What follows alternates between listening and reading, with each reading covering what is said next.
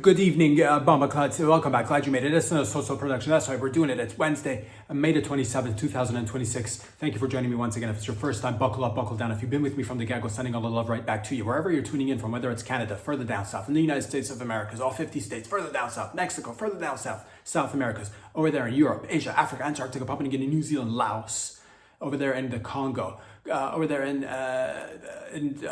Venezuela, over there in Thailand. Wagwan to the ladyboys out there, and everybody else, of course, as well. In Finnish, in the Finland, and where the people finish first, but they never come last. Hello over there in Sweden and Italy, and back over there to all the stands, on top of a mountain, in a cave, and we'll get there as well. In the water. If you're wet, it means it feels good.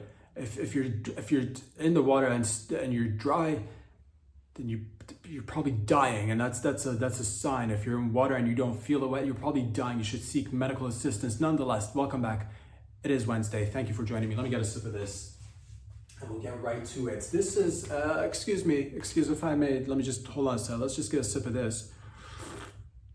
Let me just try to recount. Let me see if I can remember a famous. This was I believe it was a romantic. Was it a novelist? Who said this? Who said if her puss is tight? No, if her puss is right and her asshole is tight, you should probably not pull out the following night. I forget. I believe this was the 13th century, 14th century, probably. The romantic poet Vasily. Big titties, Vasily Big Titty. I believe that's Slavic. Again, it's if the puss is right and her asshole is tight, you might avoid pulling out the following night. And those are words anybody can live by, etched in stone. Neither here or there. Let's get a sip of this and get right into it.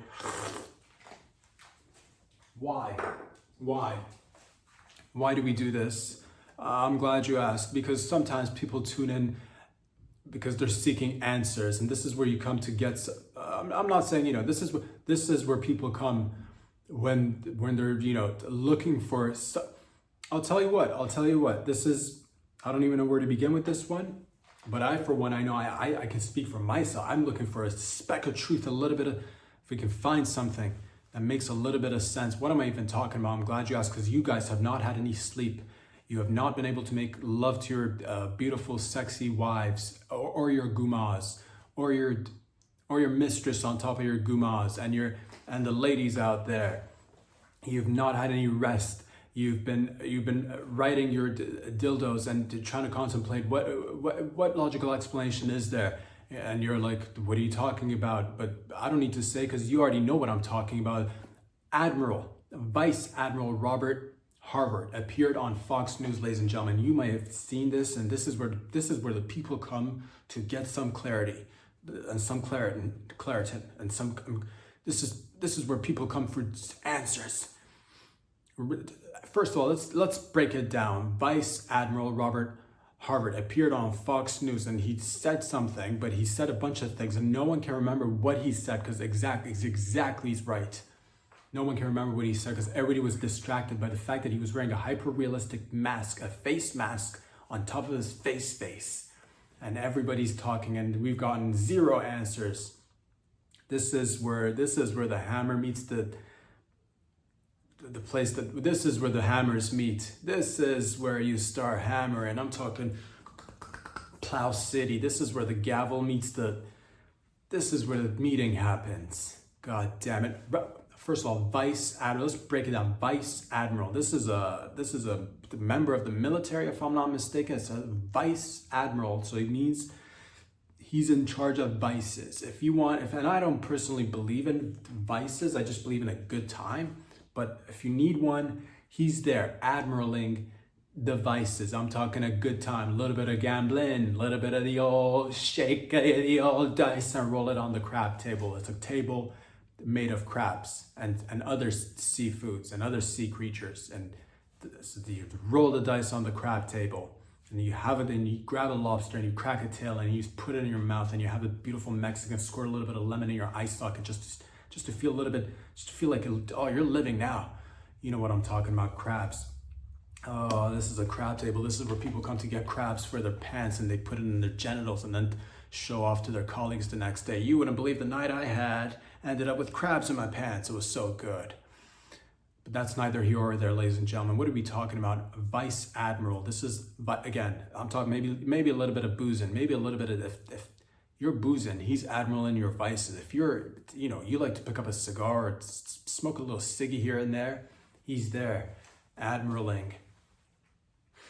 Robert Harwood, he allegedly appeared on Fox News wearing a hyper-realistic face mask, and everybody wants to just pretend like he's not wearing a mask, and everybody's just like, oh, this guy's totally normal, not wearing a mask. Is he, or to answer the question, the people want justice. This is the people versus hyper-realistic masks, or hashtag also free the real Robert Harwood. Vice Admiral, because who knows where this guy is right now? Do we know where he's at? Does he have a wife and kids? Does he have, where has he been for the past 72 to 84 hours? Does anybody know? Have we put up any posters?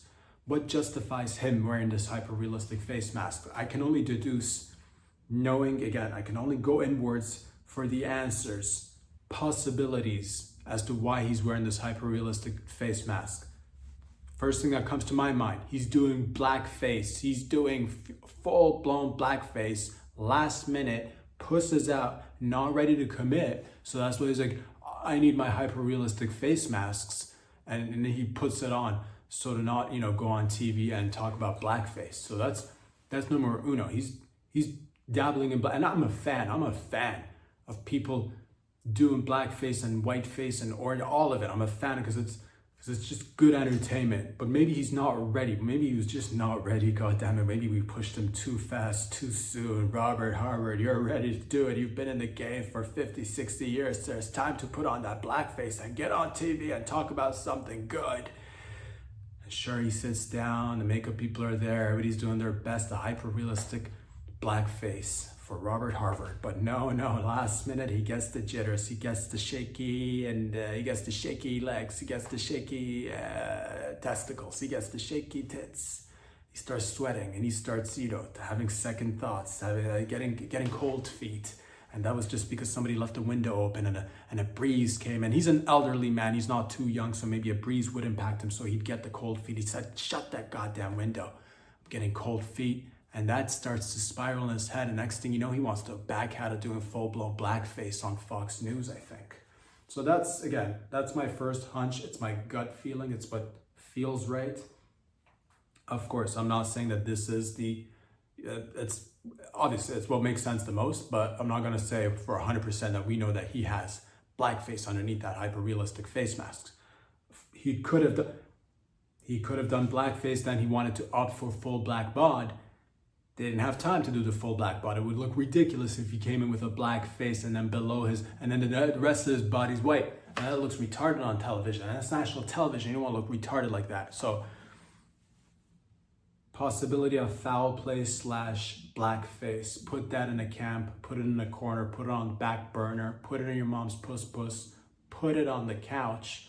Let's come back to that if we want to. Other explanations, of course. He's got a sweet deal with hyper-realistic face masks and he wants to just get in there and do his thing casually and pretend like he's not wearing a hyper-realistic face mask. But in fact, he is. Everybody, the national television broadcasting actually goes out and impacts everybody into feeling somehow, instantly getting out there and saying, I think I want to go out there and start buying hyper-realistic face masks. Next thing you know, insider trading, fucking hyper-realistic face masks start skyrocketing. Next thing you know, it becomes $1 trillion company, has its IPO, and it fucking booms. They make bank, pump, dump, repeat, recycle. It's the story is as old as chime. The story is as old as mime. This story is old as lime. You know what they say about stories that are sometimes old. That's the other explanation, of course. To me, it still speaks of black. This story reeks of blackface, if you ask me. But I don't know. I don't want to jump to conclusions. I jumped to conclusions once back in '85. That was in Southeast Asia. I'm not allowed to talk about it, but maybe we will. Once plenty of time has passed by, and we'll come back and revisit that story.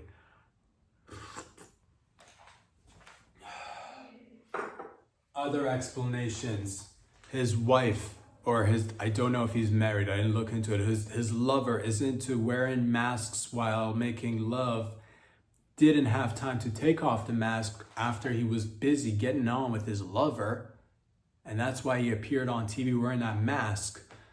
And maybe low-key, maybe he didn't forget. Maybe he had plenty of time to take off them. Maybe this was a signal to his lover that I'm thinking about you. Ever do that for your lover? Get on TV and like fucking throw up gang signs that only your lover can pick up? Ever do that? TV people? Questions that need answering. People are thirsty for answers, and we'll get it. We'll fucking get it. I'll stay here all day. And by that, I mean, I'll stay here for like an hour and 10, hour and 15, maybe even hour 30. And if we don't have answers, well, God help you all, because we'll be back on Friday. But nonetheless, man, people want answers.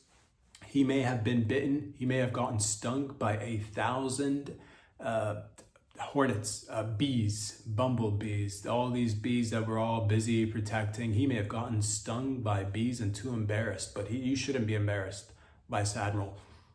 If you've been stung by 1,000 bees, it's gonna happen to the best of us. Low-key between you and I, the viewers, we know it can't happen to most of us, but let's just, for the sake of, again, he's an admiral, goddammit, he's in the fucking military, have some respect. It can happen to the best of us. It can't. It hardly ever happens. Only times it happens is mostly it's the worst. It's the worst of us that gets it from the beast, but nonetheless, it can happen to the best of us. And he had a major reaction. His face swelled up and they couldn't have him on national television talking about, no one remembers what he talked about because of the face mask. Was he overseen not wearing a face mask? Who else is wearing face masks? Check your dogs. Check your wife and husband. They too may be wearing a hyper-realistic. Do you even know who you're surrounded with? Are your neighbors wearing hyper-realistic face masks? Are you yourself potentially wearing a hyper-realistic face mask right now? Are children coming out of their mother's wombs wearing hyper-realistic face masks? Is this where we're headed now? Is this the first time, or has it been done before? These are the questions that the people want answers to, and we will get them. Thank you for joining me once again. It is, of course, Wednesday.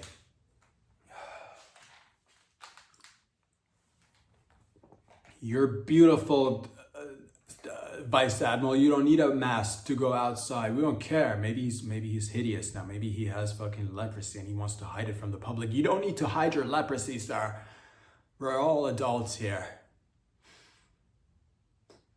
Low-key leprosy is pretty gross. So maybe, all right, fine. At least give us the reason. Maybe like kind of quickly lift it up, show the leprosy, pull it back down, and we'll get back to the show. Nonetheless, we're here, ladies and gentlemen, and I'm here to talk to you about wonderful things. Like the enhanced games. This is, we need to just have a little heart-to-heart together and get real for a second, because the enhanced games it's been popping for a few years now. And then we just had a Greek swimmer come in there and break the world record, unofficial world record for fastest swimming in swimming sports, but they're not giving the official record because he's in the enhanced games. That's where I was torn. I was torn on it because I'm like, okay, technically he's not technically clean. I guess he's juicing because it's called the enhanced games. That's where you go to the games. They open your rectum. This is how it's done. This isn't just folklore. This isn't just some guy that like walks by the street and tells you how they do it in the enhanced games, but this is how they do it in the enhanced games. You go in there, you're like, I want to participate in the enhanced games. I'm an athlete. I want to go to the next level. They open your rectum. They put a syringe, and on the other side, there's a horse or a bull just jacking off in a syringe, and then they're putting it up your ass. You get this horse and bull semen in your ass, and then you get the higher testosterone, immediately enhances your game. This is how they do it. You're like, how do I get to the enhanced games? This is how you get to the enhanced games. You got to take a syringe filled with bull cum up the bum, and you get enhanced. But that's the thing, they're saying it's not official because he's not like, he's the fastest. Right now he's the fastest swimmer out there. But they're saying it's not official. And this is where I think the Olympics is gonna have to, because this is he's the fastest man right now in swimming. And we're gonna see it in other sports too. If they're gonna be athletes competing in the enhanced games, I'm here for it. I wanna see athletes performing to their best capability. And if it was a real life situation, if we were on a beach, if we were like, and there was nobody else around, it was just us, and there was like, we needed help to get, maybe there was an island that we need to get help for an emergency. You don't know. Maybe you're stranded. Maybe you're stranded on an island, and you're like, oh man, we need to get some help. Who can swim the fastest to the other side of to the land over there, all the way over there? And then there's two dudes, two guys, two girls maybe. It's not girls. We know that. It's two males. And you're like, which one is the fastest swimmer? And then one guy is raising his hands like, I'm the fastest swimmer here. Officially, I believe I'm the fastest swimmer here. And there's another guy that's a little bit more jacked, but he's like, excuse me if I may. I know I'm not officially the fastest, but I'll beat you any day. I will beat you any day because I'm taking juices and it feels right, feels good. I'll fucking swim right through your eyeballs right now. I'll swim right through your body right now, because you can do that with enhanced performance juices. You could do that. And that's where you're gonna have to draw the line. You're like, okay, do I wait around for this official, slow swimmer to go get help while my pregnant, AIDS-ridden wife is gonna just die in front of me with our AIDS baby, and we're never gonna have our AIDS baby that we've been working so hard to get. And it's like a cool new baby that, is trendy, AIDS baby. And guess what? Your AIDS baby, who's a trendy baby, is going to be dead because this slow official swimmer took too much time getting to dry land to get you some assistance and much needed help. Whereas if you were to bet on that juiced up enhanced game swimmer, he would have been back and forth doing laps. He would have brought all the help. He would have gone to the land, to the dry land, got the resources, came back, had enough time to assemble a whole new hospital. Your wife, your AIDS-ridden wife, would have given birth to your AIDS-ridden baby, and you could have been on the cover of Time magazine.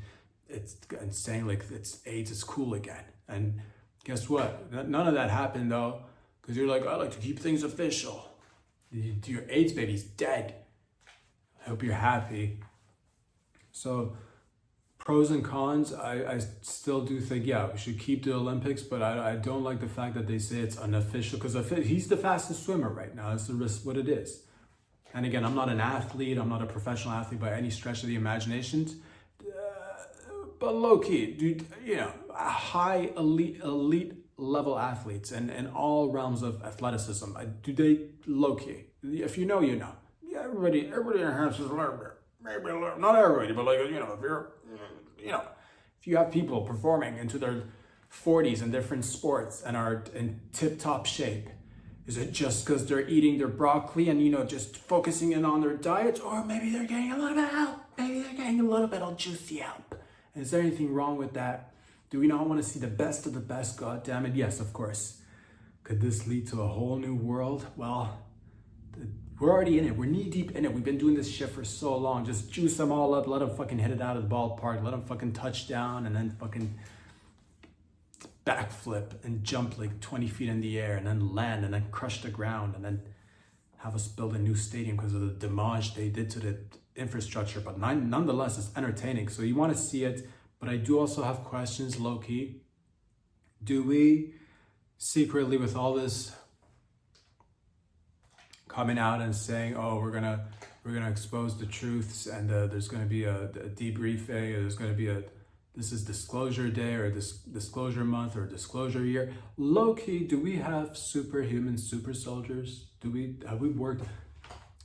Like many of you out there, we've seen so many movies right now. We've seen so many movies, series, whatever you want to just, there's a lot of topics concerning people, children with superpowers. Are we low-key genetically modifying children? Some people have done this. There's the Chinese children in China, which they said they they wanted to genetically modify the babies so they don't get AIDS, and then they ended up with like a higher IQ or some shit allegedly, and then some doctors got, you know, put away for some time, and then came back and started doing research again. Low key, do we have super kids? Do we have super, are like the new generation of kids, are we low key creating superhuman soldiers somewhere down in a basement? If yes, can we disclose that? What can we do with our strength? What can we do with our minds? What can we do with our, is there any sort of extra sensory, you know, is there some sort, is there a kid somewhere in a basement that's being fucking, you know, they're shining light on his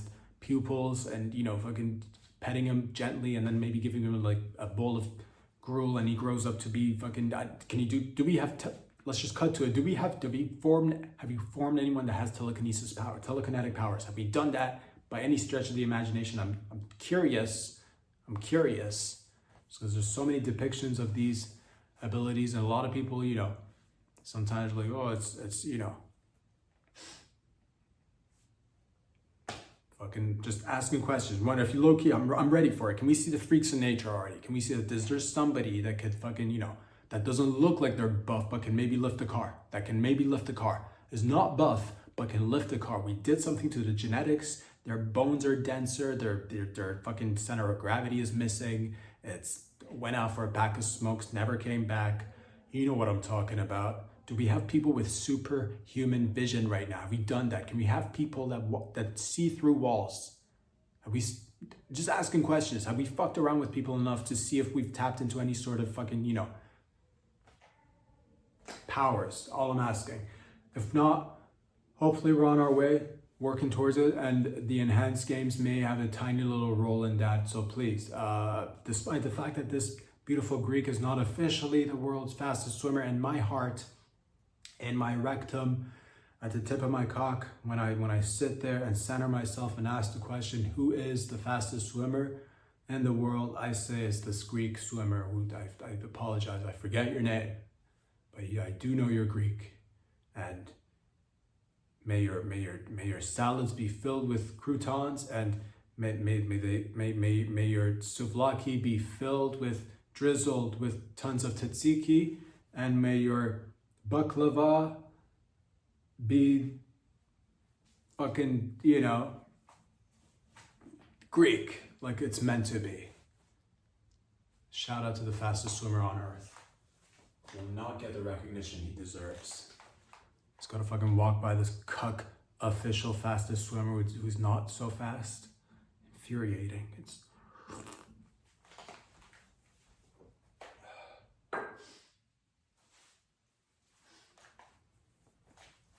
ladies and gentlemen, this story, many of you might have heard this one. It's, I'll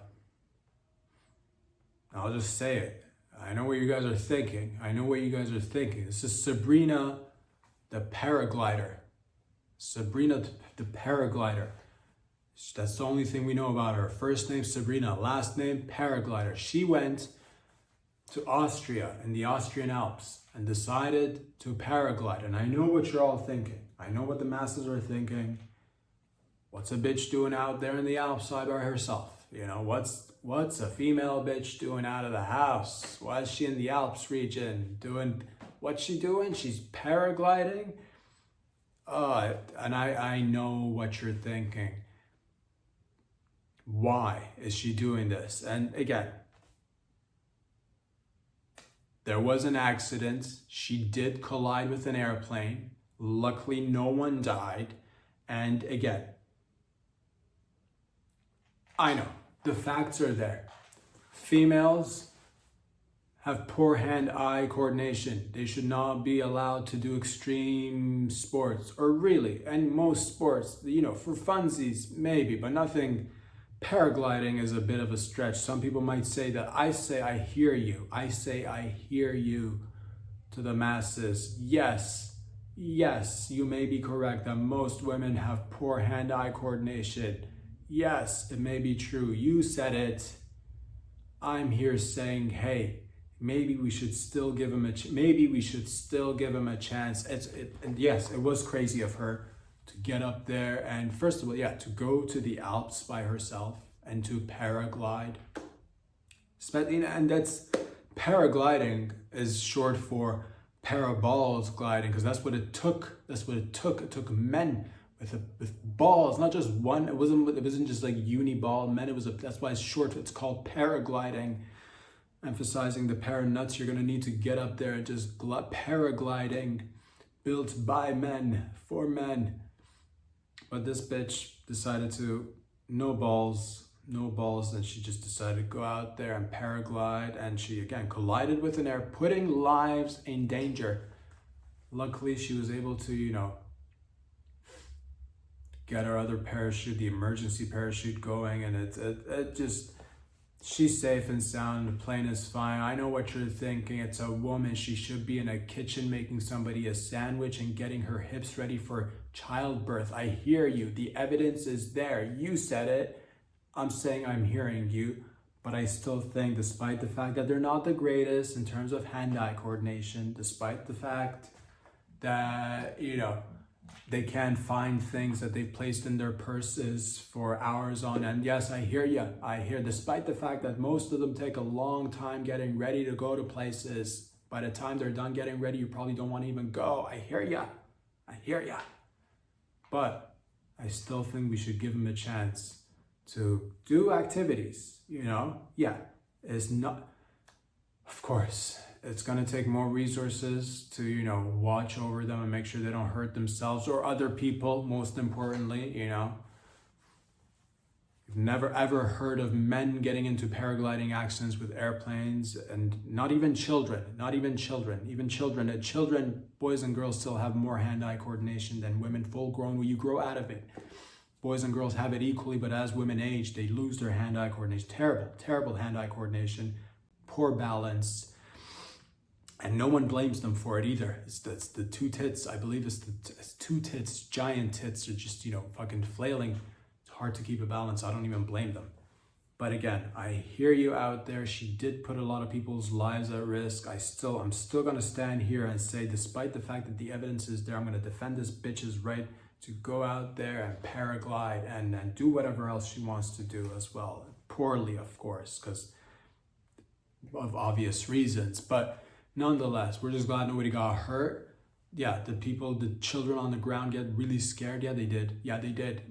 Mommy, what's going on with that paragliding? Is that a man having an accident with an airplane? The mother had to explain to the young child that no, dear.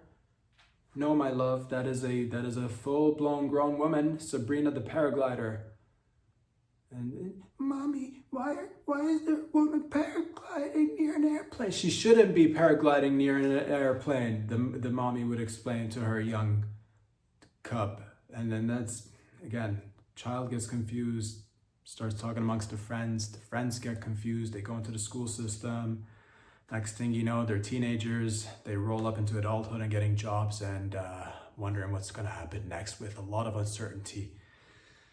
And just, it's not good. It's not good, but I'm here for it. Again, I support it. I want them to do well and hope maybe they will get better. Maybe they will, maybe one day, maybe we can dream. Maybe there will be one day.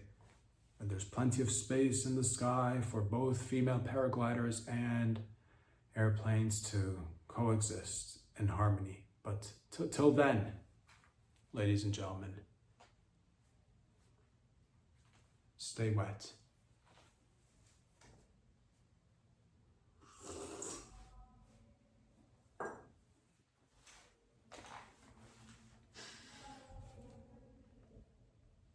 I've got questions. You've got questions. You've heard of it. Over the past few years, I've said this from the beginning. I don't know how. I can't even explain it scientifically. I'm not gonna try, despite the fact that I'm a big time scientist. I'm not gonna try to fucking defend this scientifically. Sunscreens. There's now apparently new studies emerging that are saying sunscreens are not maybe as good for your skin or your overall well-being as we thought they were. Some time ago, I read some stuff that said sunscreens actually cause skin cancer. I read some stuff, apparently. Now there's new studies saying it might come and harm your hormones.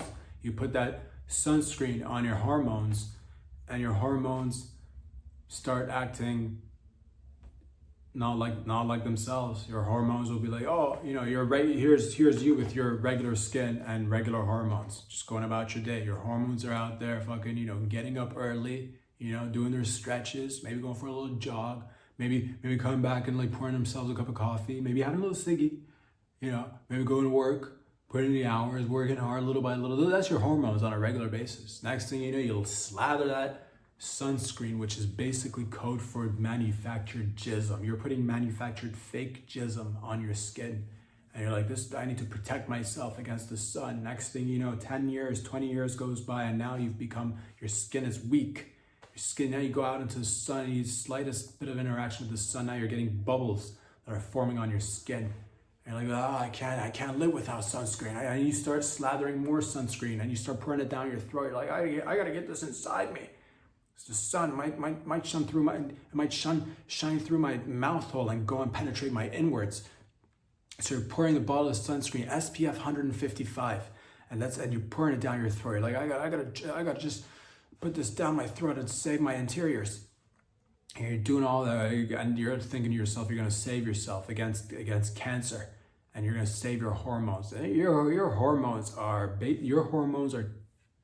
in mid-transition right now. Your hormones are online looking at puberty blockers, and they are looking into somehow funding their bottom surgery, and that's not easy to come by in some places. But nonetheless, that's what your hormones are up to, allegedly, with sunscreens.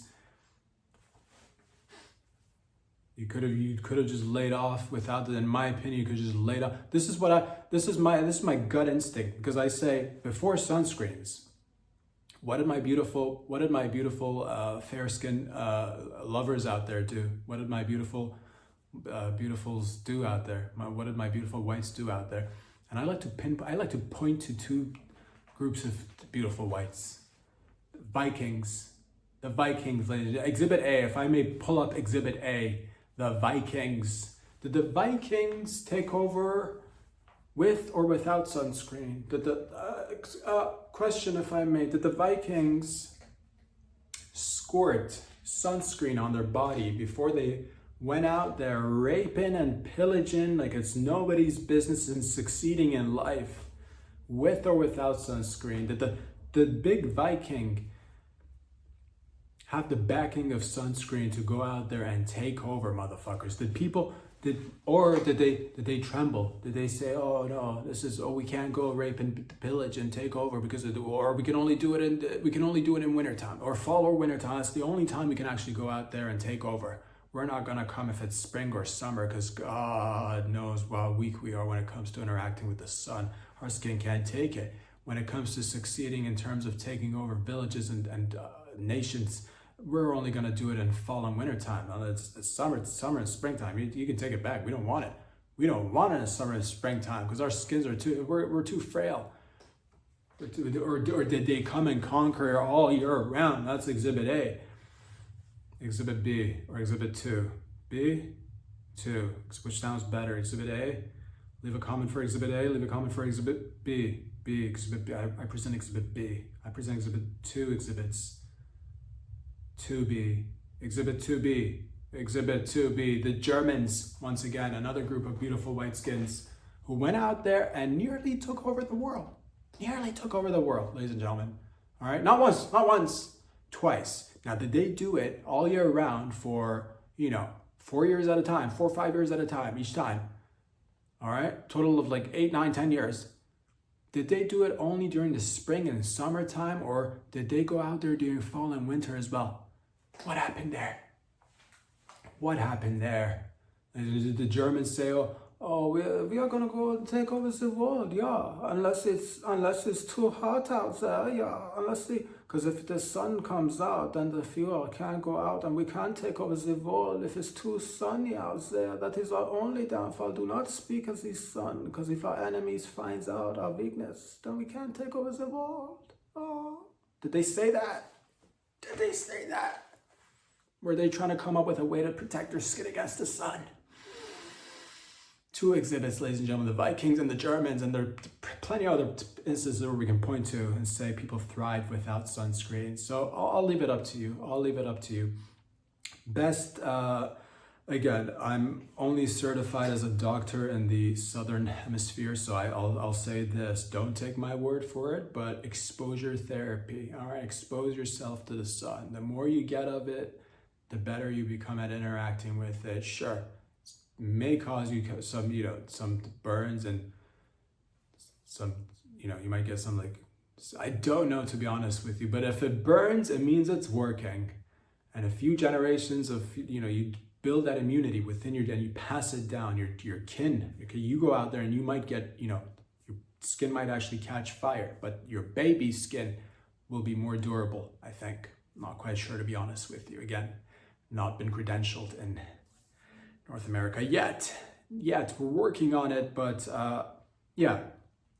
Let me know how it's working out for you. Leave a comment if you've gotten any better with sunscreen or without it. If your father is a sunscreen manufacturer, leave a comment. If you are anti-sunscreen, I salute you. And to the winner goes the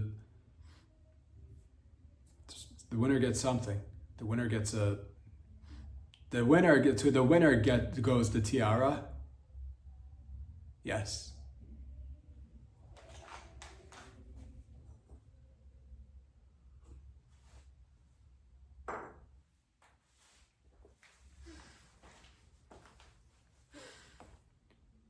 Laos Laos. It's in Southeast Asia. It's a country in Southeast Asia. And 7 people got trapped because they went inside a Laos cave looking for allegedly wildlife and gold. That's what 7 people crawled in a hole in a cave in an attempt to find wildlife and mostly gold. And it rained and they got trapped. And now they're waiting for rescuers to go out there and rescue them. This is happening live right now as we speak. We found 5 of them, still haven't rescued. We found 5, which is nice. The other 2 we're still finding, we're still looking for them, searching for them. Going into caves and diving for goods and services. Let's just call a spade a spade. Let's just call it what it is, ladies and gentlemen. Anybody who, it's 2026, if you're going into caves, searching for wildlife and gold, that's just basic. Listen, there's no judgment here, man. If you wanna do the homosexual activities, there's no reason why you need to climb into some sort of claustrophobic space where you're forced to get close to one another, where clothes are coming off, where everybody's covered in soot and it's messy, and maybe there's a lantern and maybe the lantern gets blown because somebody blew the lantern, and by lantern, that's just a fella. Somebody brought a fella named Lantern, and lantern got blown in the cave, and now it's like, all y'all are looking at each other, if the lantern got blown, then why shouldn't we all get blown? And again, if you're going into caves to do the homosexual activities, I'm telling you, as 2026, you can just do it outside the caves. You don't need to go in there and come up with an excuse, and when you get caught, you're like, why were we in the cave? Oh, we're just searching for wildlife and gold in a cave. We're searching. There's no one searching in mines for gold. This is 2026. Okay, it's get with the times. It's crypto. It's fake businesses. It's Ponzi schemes. Nobody is looking to dig up gold. And it's, again, I'm here. I'm supporting you. You have my full blown support behind you, or not, but somewhere close to you. It's too crammed up. There's no reason why you should be going and blow it up with dynamite first. If you want to create a crater, create a giant hole, then go inside and stay on top of the hole, dig on top of the hole. Don't go in a cave where you're crammed in there, all right, searching for God knows what, and then get trapped, and then have to have other people go in there and rescue you. And then you have some people who are waiting for this because that's their job. That's all they do. They rescue. So there's a whole cottage industry behind that, the rescue business. There's people who are waiting for people who fall in caves, in holes, to go rescue them. And do you want to prop that industry up? Ask yourself, do you want to prop up rescuers out there who are just waiting for your downfall and demise? So please, put an end to it. If you want to do you, I support you. Go out there, ride bicycles, have some ice cream, suck on a lollipop, do other activity. You don't need to go in a cave to find gold. If gold is in the stores, you go to the jewelry store, they've got gold, all right? You find yourself a rapper, they got grills probably made of gold. You find gold, and there's other means to find gold. That's all I'm saying, all right? Cave endeavors and mining is, again, it's 2026. Cut that shit out. I say we should probably just leave them. We should probably leave them because you're putting other people's lives in danger as well. Leave them. Leave them there. Unless you want to rescue them. Whatever, I don't care. Leave them or rescue. Maybe rescue half. Rescue half. I'm not saying, I don't know which half you'd rescue. There's like 7 of them. Rescue 3 or 4. Leave the other 3 or 4 in there as a means of telling others, hey, beware of what could happen to you if you allegedly go roaming around searching for wildlife and gold, and maybe just intentionally flood the cave. The remainder of the cave, flood them out, let them hang in there as just let their dead bodies float in the cave so that other people who have similar thoughts can walk by and see the image of the dead bodies floating in the cave and think twice before going in, or not rescue them and make heroes out of them. Rescue them. Maybe they come back with satchels filled with lots of gold, and now they flourish in life, and now it becomes a fantastical stories of how you can change your life by digging holes in caves and going mining by yourself. I don't know if they were like mining hobbyists or professionals, but then yeah, blow it up, make it a success story. Why not? Give some kids some dreams to chase. I want to be a miner like these guys, Mom. They'll say that to you. They'll say, your little rugrats will say that after they see the satchels filled with gold, and it's actually not too bad of a story. Never mind, rescue all of them. I hope they got a lot of gold. Keep going into caves. Turn around 180 on this one quickly. Cave diving, go for it. Dig some holes.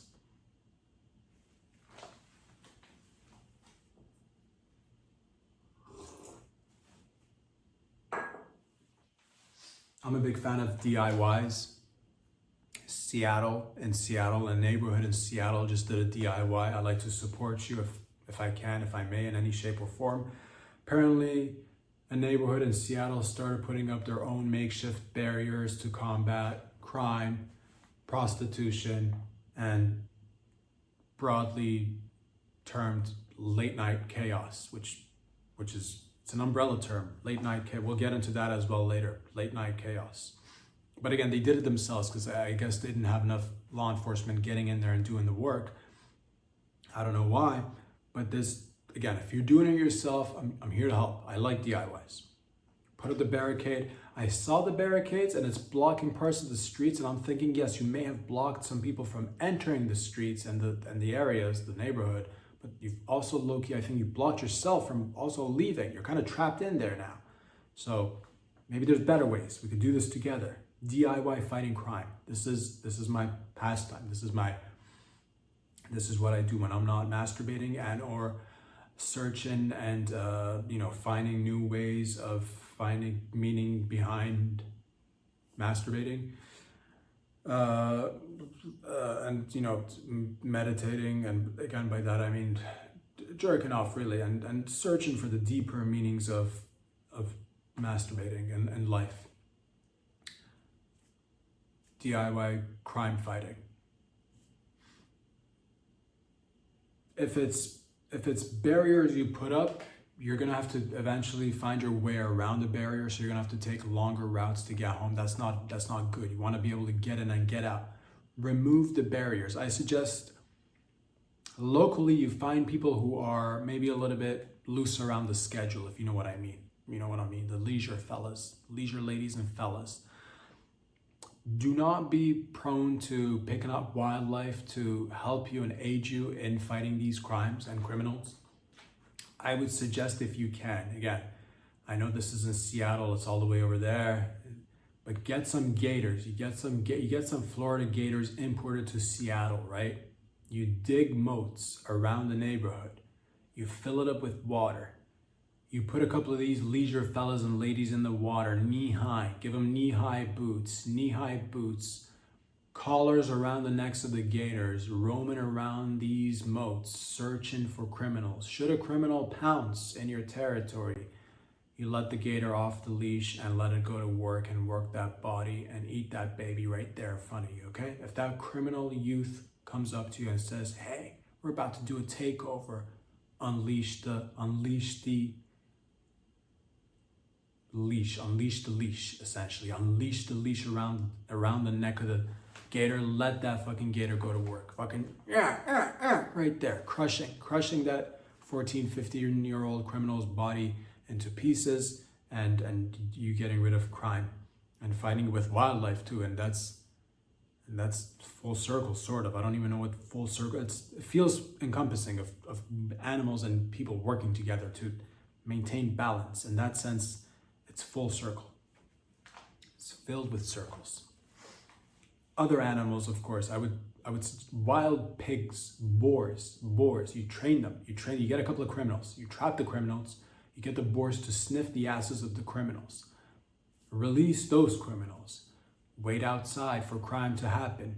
See a criminal, unleash the boar. Next thing you know, again, it's what's happening. They're getting bored. They're getting friggin', oh, that pig is chewing that ass right there. That's just a couple of ways that you could fight the crime in your neighborhood. Now, in terms of prostitution, I'm not sure we should be fighting this one, to be honest with you, because sex work is work. In my opinion, work is work. But if you want to fight it, you're going to have to infiltrate. You're going to have to start prostituting yourself or somebody you know, somebody dear and near to your heart. Put them out on the streets. Infiltrate the prostitution ring by prostituting yourself. Now, this may take some time. You are going to have to sell some ass. You are going to have to you're going to have to suck some dick and eat some puss. There's going to be some puss that you're going to need to eat and slurp. You're going to have to slurp. You're going to have to use both hands. And you're going to have to use, be safe though. Be safe. Wear protection. Carry pepper spray. And or a gun. I don't know the rules and laws of like how you can and can't carry, but carry a gun, but get in there and prostitute. Once you've built a good enough relationship with the prostitutes on the ground level, find your way to the top prostitute and make some sort of concession. Be like, control your bitches in certain times, and let them out maybe during a particular time, but then fucking there's the free market argument. They should be out all the time, making all the bank. So I get that aspect. It is, again, it's going to be a long-term game. You're going to have to embed yourself into prostitution. Lo and behold, you just become a prostitute and actually don't end up fighting it, but that's not so bad, is it? You're making bank now. You're making bank. And again, if you're a prostitute and they're a prostitute, and a lot of people are prostitutes, then the problem is no longer there because we're all prostitutes. There you go. Fighting prostitution with prostitution, dude. That's fucking... that's fishnet stockings versus fishnet stockings versus lowriders and trafficking. So point is that I'm here for it, DIY, do it yourselves. And again, the late night chaos, that is an umbrella term. I'm not quite sure what that encompasses, but we can unpack it together. Late night, what's late for some is just, the beginning for others, which is let's out the gate right there. Let's just call it what it is. Late, I think that's subjective in terms of, late night might be just somebody might be, we got a few night owls out there who are just peaking at around midnight. And that's, and you're like, oh, this is midnight chaos. This is and that's not late. That's not late, but like, and chaos, really, what even is chaos? If not, what is chaos? Is it messy? Is it all over the place? Does it seem like it's happening at random?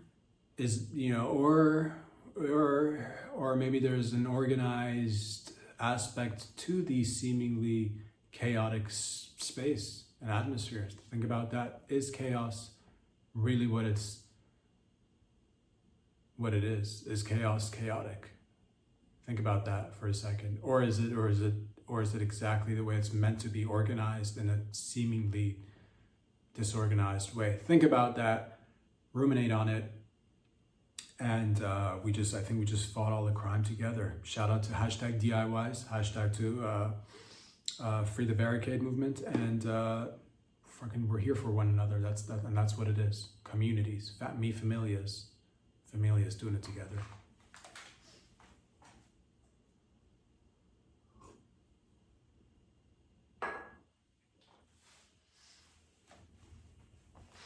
RFK Jr. was just at Dr. Oz's lair somewhere. I don't know where his lair is, but RFK Jr. was just with Dr. Oz, and it said patio, but I like the lair. I like the lair. And I like doctors, and I like the name Oz. Something about it. Again, I don't know, that mixed feelings, but I don't know. But I do feel lair would have been more appropriate with Dr. Oz. It would have been more appropriate. I'll say that. But nonetheless, RFK Jr. was just visiting Dr. Oz, and he happened to be in the backyard near a patio area, and he wrangled two black-headed snakes, two black racer snakes, two-headed black snakes.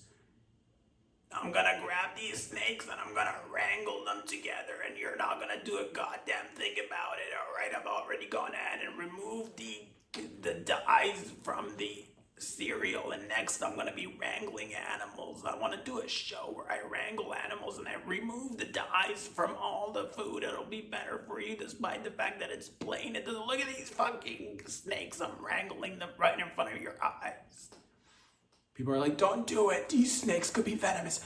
Don't worry, they're not venomous. I know my snakes. These are black racer snakes, not to be mistaken with black non-racer snakes. These are racer snakes. They won't bite. Oh my god, I've been bitten. But the good thing is that they're not venomous. What if he got bitten and it triggered something inside him and his voice went back to normal?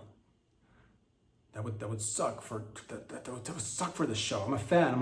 It would suck for the show. If he got a normal voice, then there'd be no RFK Jr. segments in this show. Well, then thank God they were just regular snakes. I want to do an animal show next. I want to do an animal show where I wrangle different animals next week. Come in and check out how I wrangle these kangaroos. Look at and I always do it in twos. I never wrangle one animal at a time. I've only done this when I wrangle animals, it's two at a time for RFK Jr. Because if you got two hands, why not wrangle two animals? What are you gonna just wrangle one?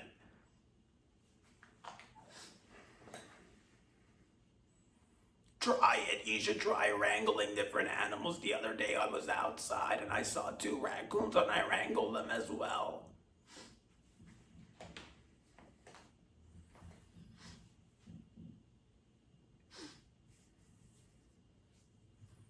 Start with a small animal. You can start with a small animal. A lot of times people are like, I want to wrangle animals, but where do I even begin? RFK Jr. And I say to them, you can start with wrangling ants, tiny ants. When I was a little boy, I wrangled two little ants at the same time, and I've been moving forward wrangling animals ever since. So please, take a moment. Let this be a moment where we all wrangle animals and snakes in particular. Oh my god, I've been bitten in the jugular, and these snakes are extremely venomous. Do not worry, I am turning purple and green, but that just means that my immune system is working. This is all thanks to me removing the dyes from the cereal. Had I been consuming regular colored cereal, you would have seen me choke right now and die in front of you, but luckily, because of the lack of dyes, I get to thrive.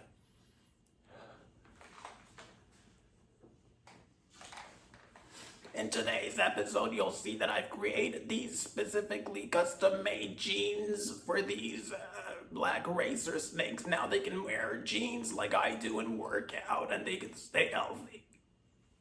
The snakes get the jeans on, they start working out.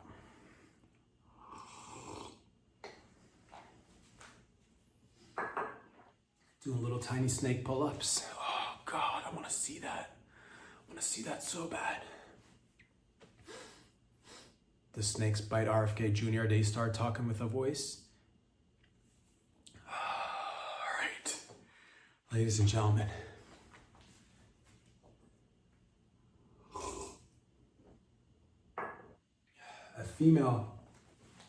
tourist bitch. A tourist bitch went to Italy, right? This tourist bitch went to Italy and she decided to do tourist activities, like go to a hotel, like go by the Eiffel. No, wait, Eiffel's in Paris. Go by the Tower of Pisa and do one of those poses that people do, pretending they're either pushing or pulling the tower. One of those things.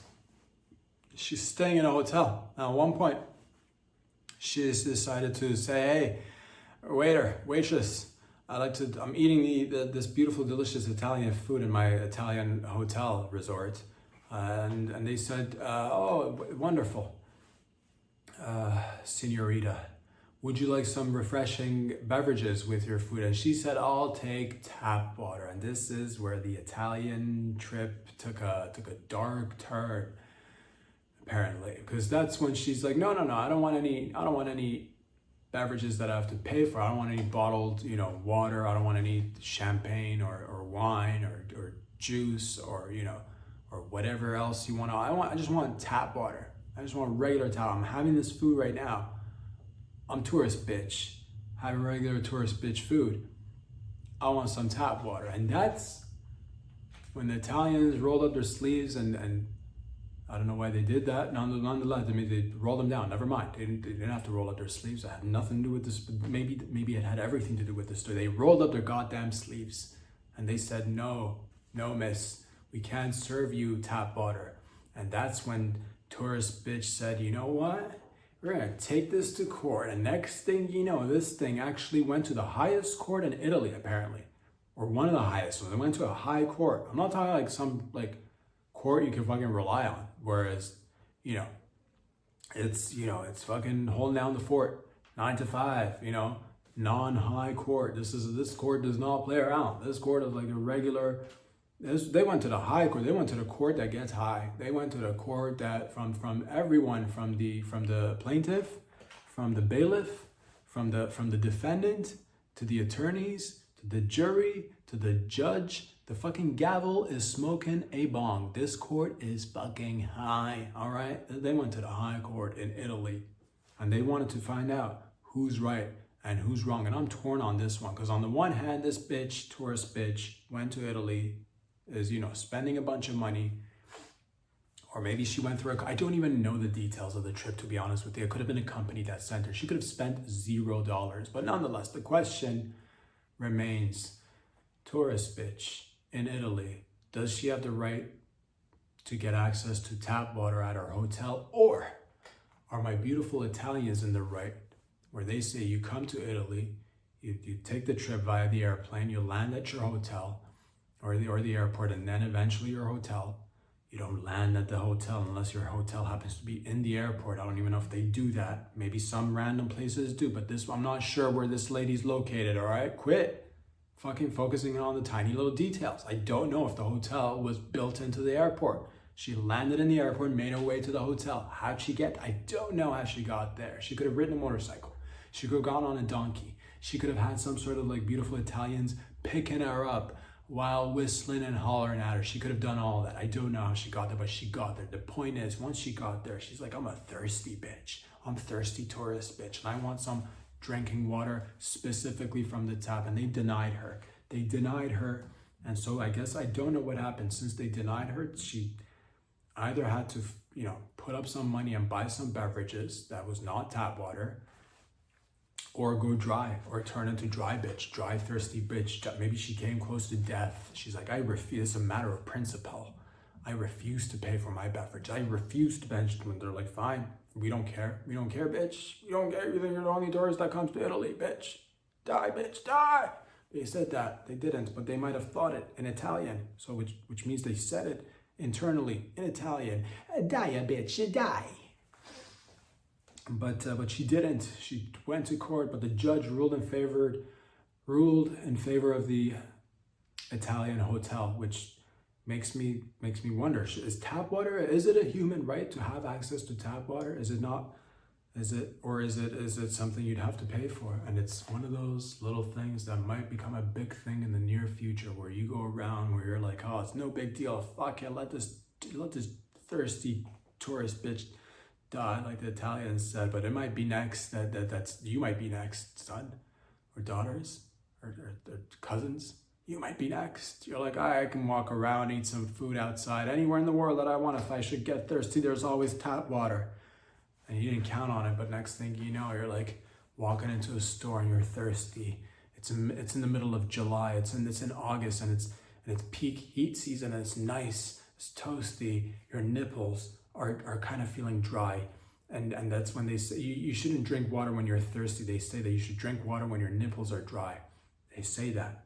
And you're like, I've been outside all day. I'm saving my money because of inflation and the fucking gas prices and everything's gone. I'm gonna save my money on beverages and get tap water anywhere I go. And I'm gonna be just fine. I'm gonna be just fine, Justin. That's what you're gonna call yourself. I'm gonna be just fine, Justin, because I get my drinks from the tap water anywhere I go. And you walk into a store, you're like, sir, I've been out saving money and having a good time. Can I bother you for a tap water, please? And they say, I don't think so, son. Tap water has been outlawed. We don't serve tap water your kind anymore. You're like, what's that supposed to mean? Just you're like freeloaders who don't want to pay for beverages. Oh, I thought it was a racial thing. No, you son of a bitch. And just people who refuse to pay for beverages in general. Don't make it a racial thing. It's not a racial. It's just tap water in general. You're not getting it. You're like, all right, fine then. And then you go outside and you're like, maybe I'll try another store. So you go into a store that's, and you're like, I'm so quenched. Please, ma'am, give me some tap water. And she's like, would you like to buy some water or some beverages? And you're like, no, I'm super thirsty here. I just want some regular free tap water. And she denies you as well. And you're like, God damn it. Well, and then that's when you start thinking about this tourist bitch in Italy. You're like, maybe I should have stood up for her right to have access to tap water, but who knows? The moral of the story is I actually don't know who's in the right. I'll leave it up to the viewers. If you think tourist bitch is right and she should have access to tap water, leave a comment. If you think the beautiful Italian hotel and the owners were right, leave a comment. Maybe one day we would move to a place in the near future where there's room for both. And that wouldn't solve anything, would it? Because then, who knows? Leave a comment if you have a solution.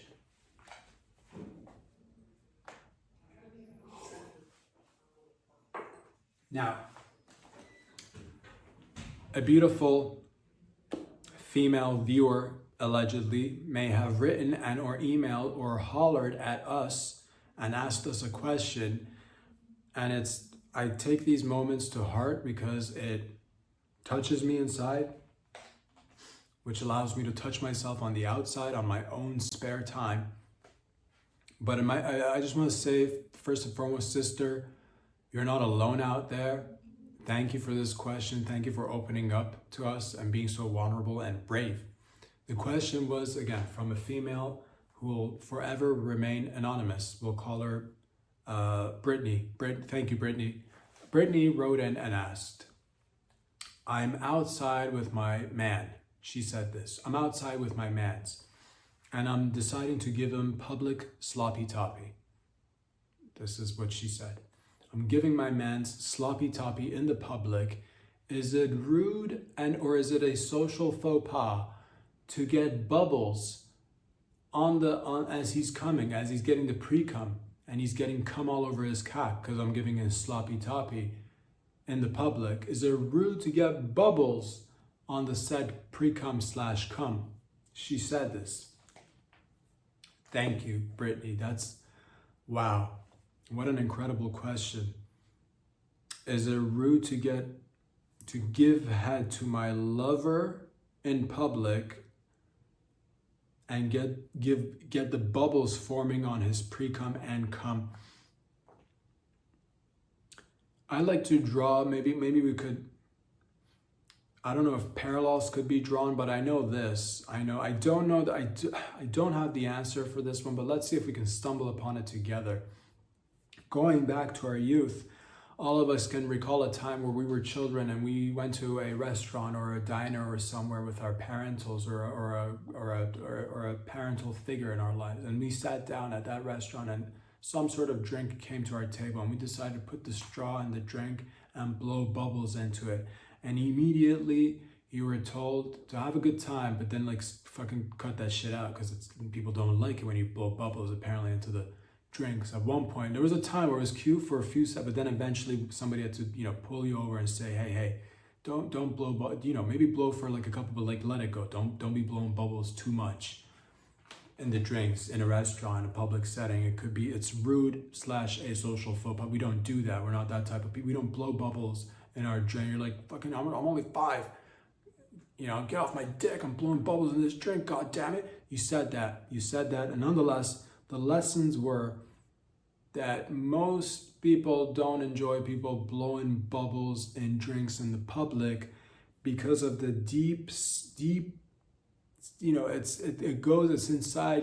Most people can't blow bubbles. That's the reality. Most people can't blow bubbles in their drinks, young or old. And the lesson there was to not make others feel less than by you being an able-bodied individual who can blow bubbles in the drinks and have all these families around you look at the wonder of the bubbles that's being displayed and think lesser of themselves, because the children in that family and those families and the adults too were incapable of blowing bubbles and having a fucking great time with just a simple straw and a drink. They can't do it.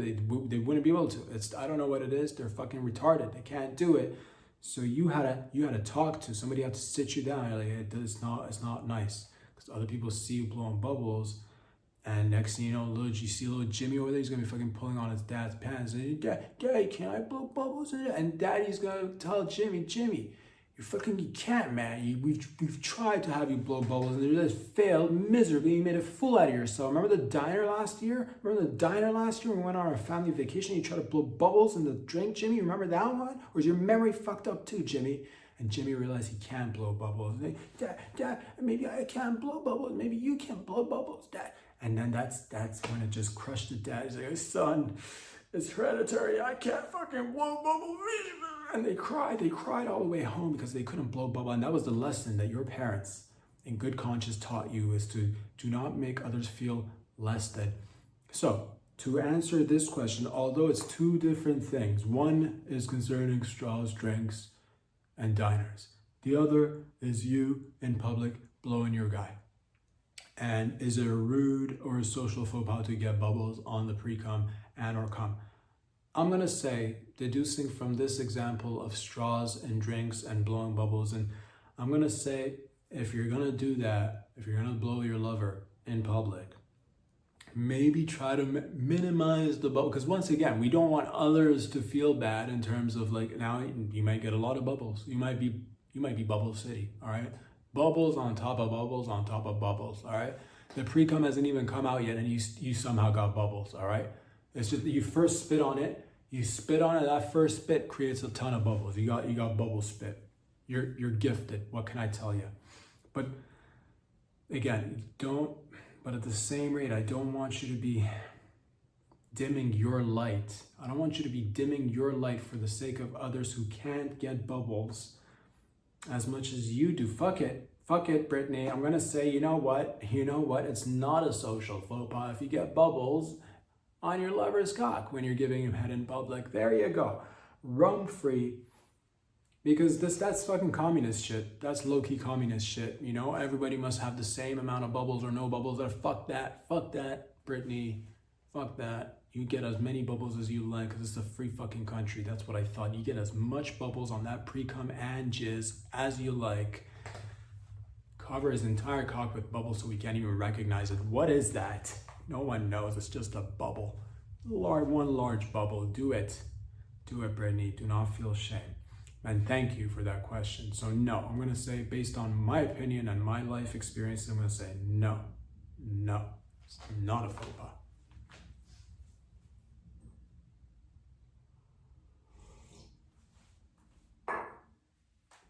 There's a new trend happening online.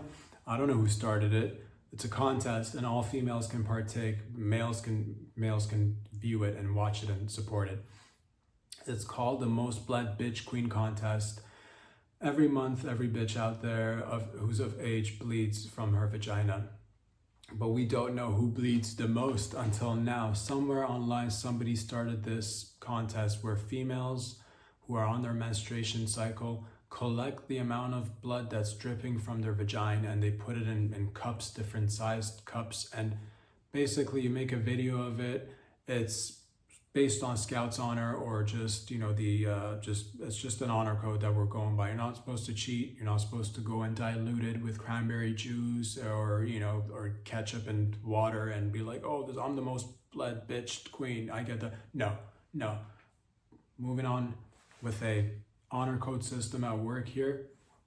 You're supposed to collect, if you're a female and you're bleeding, you're supposed to collect the amount of blood that you get rid of, because you have excess blood, too much blood is inside you. You get rid of it, but put it in a cup, put in like a, you know, get like a container, some sort of clear container where we can see how much you've bled, and enter it every month. We're gonna see, because we gather all the information out there, we're gonna collect the metadata on this and see which female out there, because a lot of females claim that they bleed a lot, or some claim that they don't at all, but in fact they do, and it's a mixed bag. So we don't have any clarity on this, but this contest will allow us, the public, to get some clarity and some answers. And sure, it might not be the answers that we're looking for in terms of what the fuck is going on with, again, Robert Harvard and his face mask. It might not be that answer, but it's at least answering another question that's on top of everybody's minds, and that is, who is the most bled bitch queen of the month and or year? We would take it up to the year as well. We'll take it month by month, and then at the end of the fiscal year, we'll collect all the samples and see whom amongst you out there has bled the most from her vagina.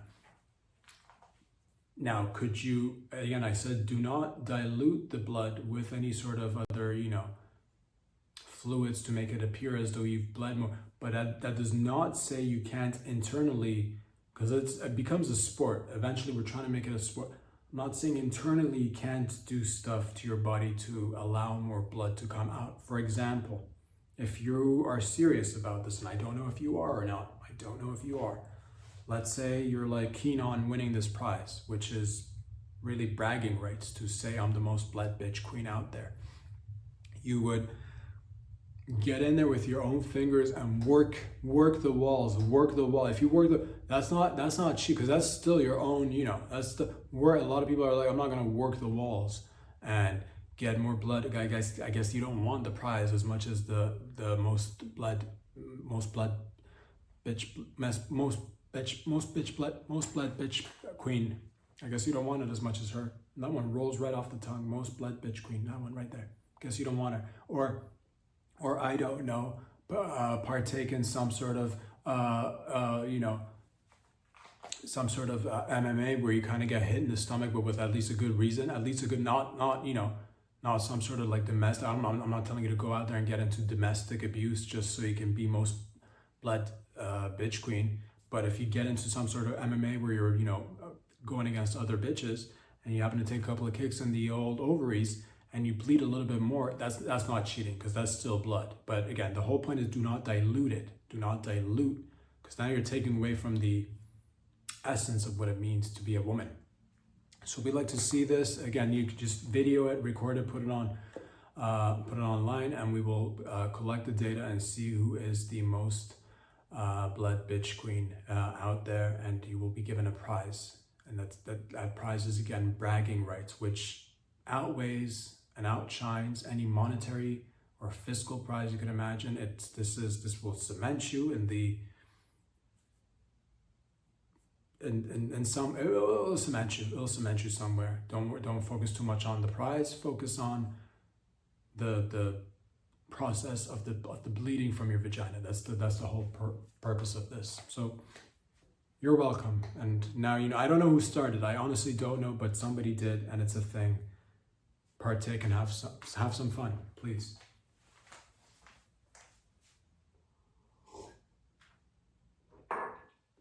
Another question came in for us, and again, this is not something that I would say. But this is, again, the people have spoken. Some people, and this is not all the people, but some people, others say it's the majority of the people who say that this is, I'll just say the question came in, it was for me. It said, Rob, what makes you the hardest working man in hoe business? Thank you for that question. And you too shall remain anonymous till the end of time. Again, I would never call myself that. I'm saying there's plenty of hardworking men and women in the hoe business. All right, I would never call myself that, but somebody out there did. They're saying, what makes you the hardest working man in hoe business? What a question, and it's an honor to even be considered. Thank you. Again, I like to say we're all a team. Despite that we're all working individually, of course, but we're all a team. I'm not gonna sit here and pretend like I've got the answers in terms of what it takes to be the hardest working man in hoe business. I'll just briefly go over a few things that have worked for me. First and foremost is knowing how many hoes you got. A lot of people think that it's just a numbers game. The more hoes that I've got, the bigger the business is, the bigger number of hoes is always better. I say, yes, sure, the number of hoes matters, but it's also the quality of the hose. You don't want to just collect all the hose and be like, oh, I've got thousands of hose, but then you look at the quality and it's like, where's it even made it? You know what I mean? It's not even like, is it even good quality, or is it gonna just is it when you put the hoe in the washing machine, let's say for 2-3 cycles, is it gonna lose? Is it gonna start tearing apart? That's not good. That's not good at all. So I say it's maintaining quality and quantity, keeping that in mind. Making sure that your hose, you don't lose your hose. Make sure, because a lot of people, again, once they get too many, they start losing. It's like, oh, where did I put my hose? And you can't even recall where you put your hose, and it sucks because they're out there, man. They're out there. You don't keep your eye on them, they're gone. I make sure to, cut out any local competition, region by region. I make sure I've got my foot on their neck. If they're new hoes, let's say coming in from a new territory, I'm first to hear about it, and I either cut their legs out from underneath them, literally, all right? So they can't hoe around no more, all right? That's not to be, you're like, did you mean like metaphor? Literally, I mean literally cut their legs from beneath them, eliminate the competition, and that's how your host can thrive. And that's one of the other aspects of, again, this is the way I do it. I'm not saying you do this. Of course, I do try to bring him in. I always lead with love and say, hey, there's plenty for us to do here together. You can all be my host, and I will treat you all the same, no matter what, and everybody's happy, and that's fine. But if there's resistance, cut their legs before they even start moving. Eliminating threats, of course, of incoming people who think that they can, come and take over your turf. That's important as well. I'm not going to go into detail in terms of what it is that I do, but I'll just allude to, I don't know, low key, just making them frustrated a little bit. If I see competition out there in terms of, oh, there's a new guy in town, he wants to, come and wrangle in some hoes and be, one of the things you could do easily is just invite him somewhere for dinner. This is what I'm saying. I'm not saying I've done this. I'm not saying I'm not doing this. Invite him for dinner. Next thing you know, fucking wine him and dine him. Everybody likes when they get wined and dined. You wine him and dine him. You befriend them. Low-key, you bring them in. Next thing you know, they're having a blast. Next thing you know, meanwhile, you must also have a tight grip on your hose whilst you're doing all the wining and dining. But they're distracted. They're distracted by the wining and dining. Next thing you know, they go off. The wining and dining is finished, but they go off. You had such a good time that it just leaves a mark in their brain that they should be wining and dining all the time. they start whining and dining on their own. And now they're losing focus on the business, losing track of their hoes.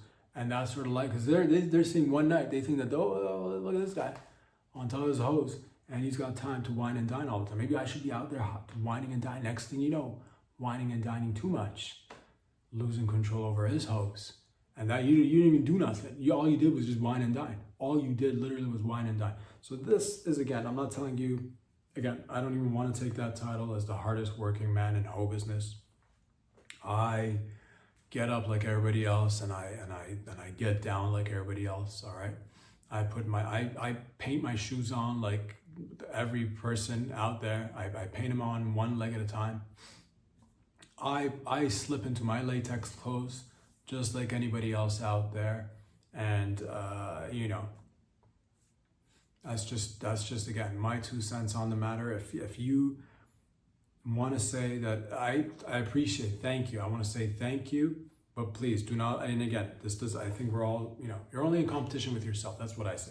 So please do not be deterred, despite the fact that I got the hoe game in a chuckle. Do not be deterred. There's still plenty of time for you out there to go out there and dominate your sector. But I hope that helps you. And until next time, ladies and gentlemen, peace out and have a great time. I'll see you guys on Friday. Get out of here. Peace. Get out.